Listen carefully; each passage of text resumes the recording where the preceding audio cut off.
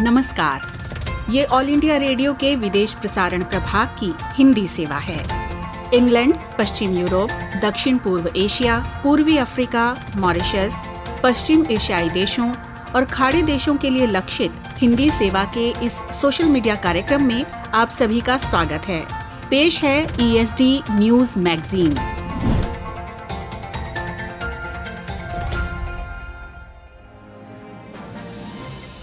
ये all India radio की हिंदी सेवा है। अब आप हर्षवर्धन से समाचार सुनिए। सबसे पहले प्रमुख समाचार। प्रधानमंत्री नरेंद्र मोदी ने आज मध्य प्रदेश के किसानों को संबोधित किया। कृषि मंत्री नरेंद्र सिंह तोमर ने किसानों से अपील की है कि वे कृषि कानूनों की गलत धारणाओं और झूठे प्रचार के शिकार न हों। वर्तमान खरीफ सीजन की खरीद से 45 लाख से अधिक धान किसानों को लाभ हुआ है। कोविड-19 से ठीक होने की राष्ट्रीय दर 95.40% तक पहुंच गई है। और क्रिकेट में भारतीय क्रिकेट टीम एडिलेड में ऑस्ट्रेलिया के खिलाफ 4 मैचों की श्रृंखला के पहले टेस्ट मैच में अपनी पहली पारी में 244 रनों पर सिमट गई है। और अब समाचार विस्तार से। प्रधानमंत्री नरेंद्र मोदी ने आज मध्य प्रदेश सरकार के किसान कल्याण कार्यक्रम में वीडियो कॉन्फ्रेंसिंग के माध्यम से राज्य के किसानों को संबोधित किया। प्रधानमंत्री ने कहा कि मौजूदा सरकार ने पिछले 6 वर्षों में किसानों के कल्याण के लिए कई उपाय किए हैं। किसानों की सहायता के लिए उनके खाते में बड़ी राशि अंतरित की गई है। प्रधानमंत्री ने कहा कि किसानों को किसान क्रेडिट कार्ड की सुविधा दी जा रही है। श्री मोदी ने कहा कि भंडारण सुविधाएं बढ़ाने के लिए बहुत कुछ किया जा रहा है। प्रधानमंत्री ने कहा कि किसानों की प्रगति के लिए उन्हें आधुनिक सुविधाएं भी दी जा रही हैं। प्रधानमंत्री ने कहा कि नए कृषि कानूनों को लेकर किसानों को गुमराह किया जा रहा है। उन्होंने कहा कि देश के किसान संगठनों, कृषि विशेषज्ञ, कृषि अर्थशास्त्री, कृषि वैज्ञानिक और प्रगतिशील किसान भी लगातार कृषि क्षेत्र में सुधार की मांग करते रहे हैं। प्रधानमंत्री ने कहा कि ये कृषि सुधार कानून रातों रात नहीं बनाए गए हैं। केंद्रीय कृषि और किसान कल्याण मंत्री नरेंद्र सिंह तोमर ने किसान समुदाय से अपील की है कि वे नए किसान कानूनों के बारे में किए जा रहे गलत प्रचारों से भ्रमित न हों। कृषि मंत्री ने किसानों से आग्रह किया कि वे इन कानूनों के तथ्यों को समझें और बातचीत करें। कल रात मुंबई में जारी खुले पत्र में श्री तोमर ने किसानों को आगाह किया कि वे इन कानूनों के खिलाफ राजनीतिक दलों के भ्रमजाल में न आएं। सरकार ने कहा है कि वर्तमान खरीफ मौसम में 45,92,000 किसानों से न्यूनतम समर्थन मूल्य पर धान की खरीद की गई है। इसके लिए 75,263 करोड़ रुपए से अधिक का भुगतान कर दिया गया है।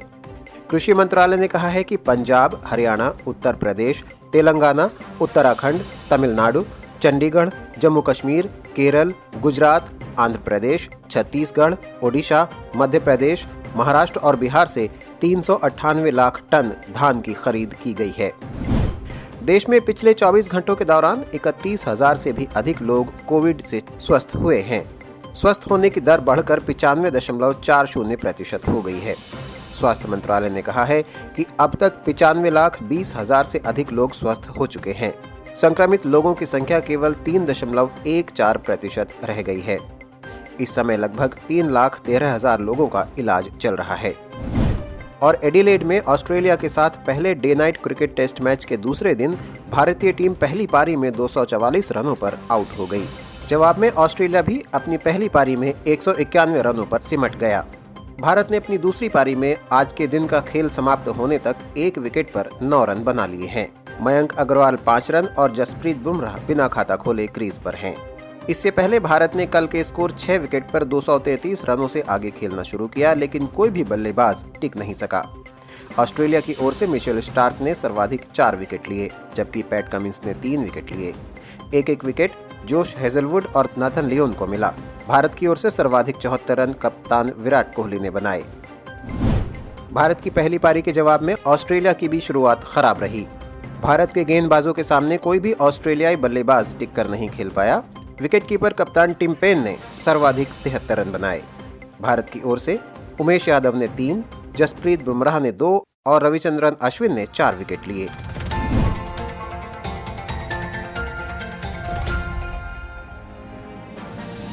ये ऑल इंडिया रेडियो की हिंदी सेवा है। आइए सुनते हैं समाचार पत्रों से। आलेख हिंदी एकांश विदेश प्रसारण प्रभाग का है। वाचक हैं मनोज कुमार चौधरी।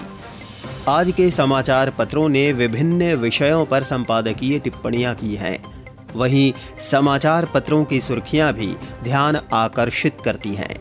28,000 करोड़ रुपए के रक्षा उपकरण खरीद की मंजूरी की खबर सभी अखबारों में प्रमुखता से है। जनसत्ता की सुर्खी है, रक्षा खरीद परिषद ने कुल 7 प्रस्तावों को दी हरी झंडी। हिंदुस्तान के अनुसार इनमें से 27,000 करोड़ रुपए से स्वदेशी हथियार सैन्य उपकरण खरीदे जाएंगे। राष्ट्रीय सहारा का शीर्षक है, सेना को मिली और ताकत। दैनिक भास्कर की सुर्खी है, भारत बांग्लादेश के बीच 55 साल से बंद रेलगाड़ी फिर शुरू। पत्र के अनुसार दोनों देशों के बीच 6 में से 5 रेल लिंक दोबारा चालू। हिंदुस्तान का कहना है, प्रधानमंत्री ने चिल्हटी हल्दीबाड़ी रेल लिंक का उद्घाटन किया। पत्र के अनुसार आपसी सहयोग को गति देते हुए दोनों देशों ने 7 समझौते किए। राष्ट्रीय सहारा का कहना है, मोदी ने बांग्लादेश को पड़ोस प्रथम नीति का प्रमुख स्तंभ बताया। बांग्लादेश की प्रधानमंत्री शेख हसीना ने भारत को सच्चा मित्र बताया। जनसत्ता के अनुसार पंजाब में अंतर्राष्ट्रीय सीमा के पास 2 पाकिस्तानी घुसपैठिए ढेर। पंजाब केसरी लिखता है, खालिस्तानी संगठनों पर क्रैकडाउन, विदेशी फंडिंग पैटर्न को खंगाला जाएगा। दैनिक ट्रिब्यून लिखता है, उच्चतम न्यायालय की सरकार को कृषि कानून स्थगित करने की सलाह। अमर उजाला के मुताबिक सुप्रीम कोर्ट ने कहा, आंदोलन किसानों का हक, क्या वार्ता से पहले तीनों कानूनों पर अमल टाल सकते हैं। नवभारत टाइम्स के अनुसार कृषि मंत्री तोमर ने किसानों से कहा, विपक्ष के झूठ में न फंसे। हिंदुस्तान ने खुला पत्र शीर्षक से लिखा है, तोमर ने कहा, किसान केंद्र पर भरोसा करें। राष्ट्रीय सहारा लिखता है, देश में 95 लाख लोगों ने कोरोना को हराया। वीर अर्जुन ने राइट टू एजुकेशन फोरम के हवाले से लिखा है, शिक्षा पर जीडीपी का 6% खर्च हो। राजस्थान पत्रिका ने विकास शीर्षक से लिखा है, 2 साल में पूरी तरह टोल मुक्त हो जाएगा देश। पत्र के अनुसार सीधे खाते से कट जाएगी टोल की राशि। इसरो की एक और उड़ान संचार उपग्रह का सफल प्रक्षेपण अमर उजाला में है। पत्र के अनुसार CMS-01 कम्युनिकेशन सैटेलाइट से मोबाइल और टेलीविजन सिग्नल में होगा सुधार, 4 दिन में करने लगेगा काम। हिंदी दैनिक हिंदुस्तान शीतलहर से सावधान शीर्षक से प्रकाशित अपने संपादकीय में लिखता है कि उत्तर भारत और राजस्थान के इलाकों में शीतलहर का प्रकोप शुरू हो गया है। राष्ट्रीय राजधानी क्षेत्र में तापमान पहले ही 3 डिग्री सेल्सियस तक गोता लगा चुका है और अधिकतम तापमान में गिरावट का क्रम जारी है। कश्मीर से लेकर उत्तराखंड, हिमाचल में बर्फ ने ज्यादातर इलाकों को जमा दिया है। जैसा कि होता आया है, पहाड़ों पर भारी बर्फबारी के चलते मैदानों में शीतलहर का कहर शुरू हो गया है। उत्तर भारत के ज्यादातर शहरों में सर्दी अभी से रिकॉर्ड तोड़ने की दिशा में बढ़ चली है। खासकर पिछले सप्ताह हुई बारिश के बाद मैदानी इलाकों में सितम का आलम है। राजस्थान के माउंट आबू में घने कोहरे के बीच तापमान 1 डिग्री तक पहुंच गया है। राजस्थान, मध्य प्रदेश में चल रही सर्द हवाओं ने जनजीवन और कोहरे ने यातायात को प्रभावित करना शुरू कर दिया है। सतर्क हो जाना चाहिए क्योंकि देश के कुछ इलाकों में सुबह या रात के समय 100 मीटर दूर भी साफ नहीं दिख रहा है। ताज़ा बर्फबारी के बाद कश्मीर के गुलमर्ग में तापमान 0 से 12 डिग्री नीचे पहुंच गया है। कुल्लू घाटी में पारा 0 से 7 डिग्री नीचे दर्ज किया गया है। भारतीय मौसम विभाग ने लोगों को चेतावनी देना शुरू कर दिया है। किसी भी समय अधिकतम तापमान 16 डिग्री सेल्सियस के नीचे जा सकता है। इसके बाद मौसम विभाग कोल्ड डे घोषित कर देगा। जलवायु परिवर्तन और स्थानीय कारकों की वजह से किसी इलाके में ज़्यादा तो कहीं कम सर्दी देखने में आ सकती है। असामान्य सर्दी का भी सामना करना पड़ेगा। ऐसी सर्दी चूंकि कोरोना महामारी के दौर में पड़ रही है, अतः लोगों को इस बार कुछ ज़्यादा सावधान रहने की ज़रूरत है। विशेष रूप से स्वास्थ्य देखभाल के प्रति ज्यादा सजग होकर अनेक प्रकार की परेशानियों से बचा जा सकता है। हिंदी में प्रकाशित समाचार पत्र पंजाब केसरी केरल स्थानीय निकाय चुनाव शीर्षक से अपने संपादकीय में लिखता है कि केरल राज्य स्वतंत्र भारत में 2 बातों के लिए शुरू से ही मशहूर रहा है।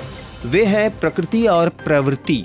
यहाँ की सागर तट की सुंदर व मनोरम छटाएं सामान्य जन में प्रकृति के प्रति आसक्ति जागृत करता है और समुद्र की उल्टी लहरों से बनी झील नुमा घाटियां बैक वाटर्स इसे भारत का वीनस घोषित करती हैं। परंतु इसके समानांतर इसकी सामाजिक संरचना भी किसी समुद्र की गहराइयों का एहसास कराती है, जिसमें विभिन्न धर्मावलंबी खुले व उदात्त विचारों के साथ जीवन जीते हैं। हिंदू संस्कृति की कई महान परंपराओं का जनक ये राज्य अन्य धर्मों के फलने फूलने में भी अपनी सामाजिक सहनशीलता की अनोखी दास्तान प्रस्तुत करता रहा है। मसलन इस राज्य में इस्लाम धर्म के अनुयायियों की इसके उद्गम काल की मस्जिद विद्यमान है और ईसाई धर्म के यूरोप में भी फैलने से पहले का गिरजाघर मौजूद है। इसके कोच्चि शहर में यहूदियों का पूजा स्थल सिनागॉग मौजूद है। इसी प्रकार राजनीतिक मोर्चे पर यह देश आज़ाद भारत की बहुदलीय लोकतांत्रिक संस्कृति का पहला हस्ताक्षर होने का गौरव रखता है। जिस समय 1956 में राज्यों का पुनर्गठन करते समय त्रावणकोर और कोच्चि रियासतों व कारगढ़ तालुका का विलय करके केरल राज्य का गठन किया गया तो पूरे देश में कांग्रेस पार्टी का एक छत्र राज था। परंतु 1957 के आम चुनावों में इस राज्य की जनता ने इसके विरोध में भारतीय कम्युनिस्ट पार्टी को चुना और इसकी सरकार बनाई। इस राज्य का इतिहास पढ़ने पर स्पष्ट हो जाता है कि तत्कालीन प्रधानमंत्री पंडित जवाहरलाल नेहरू को भारत के किसी राज्य में कम्युनिस्टों की सरकार नहीं भाई और उन्होंने इसे भंग कराने के लिए अन्य राजनीतिक दलों जैसे प्रजा सोशलिस्ट पार्टी आदि का सहयोग किया और 1959 में अपनी पुत्री इंदिरा गांधी को कांग्रेस अध्यक्ष बनाकर यह कार्य किया। हिंदी दैनिक जागरण इतिहास रचने की ओर शीर्षक से अपने संपादकीय में लिखता है कि दिल्ली में इसी माह चालक रहित मेट्रो की शुरुआत होने की उम्मीद बढ़ गई है। ये देश में मेट्रो के क्षेत्र में एक नए युग की शुरुआत होगी। Delhi metro rail corporation DMRC द्वारा नियुक्त कंसल्टेंट ने परिचालन के ढांचे और उससे जुड़ी प्रक्रियाओं की विस्तृत समीक्षा कर रिपोर्ट सौंप दी है। ये भी कहा जा रहा है कि कंसल्टेंट चालक रहित मेट्रो चलाने संबंधी DMRC की तैयारियों से संतुष्ट है। इसकी शुरुआत इस माह के अंत में ही बोटेनिकल गार्डन से जनकपुरी पश्चिम मेट्रो स्टेशन तक हो सकती है।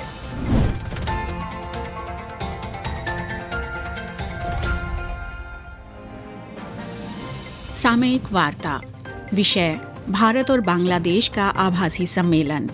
आलेख डॉक्टर पॉलमी सान्याल का। वाचन स्वर नीलम मलकानिया का। 18 दिसंबर 2020 के लिए। भारत और बांग्लादेश का वर्चुअल या आभासी सम्मेलन एक और ऐसा सफल प्रयास रहा जिसने 2 पड़ोसी देशों के बीच साझे और गहरे संबंध को और घनिष्ठ बना दिया है। 16 दिसंबर को विजय दिवस मनाने के ठीक एक दिन बाद ये बैठक आयोजित की गई।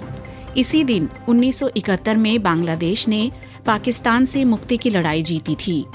मुक्ति युद्ध को याद करना 50 साल पुराने भारत और बांग्लादेश के रिश्तों का एक मुख्य बिंदु है।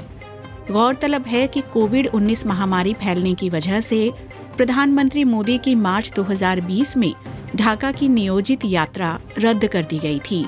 उसके बाद से ये दोनों प्रधानमंत्रियों के बीच पहली द्विपक्षीय बैठक थी।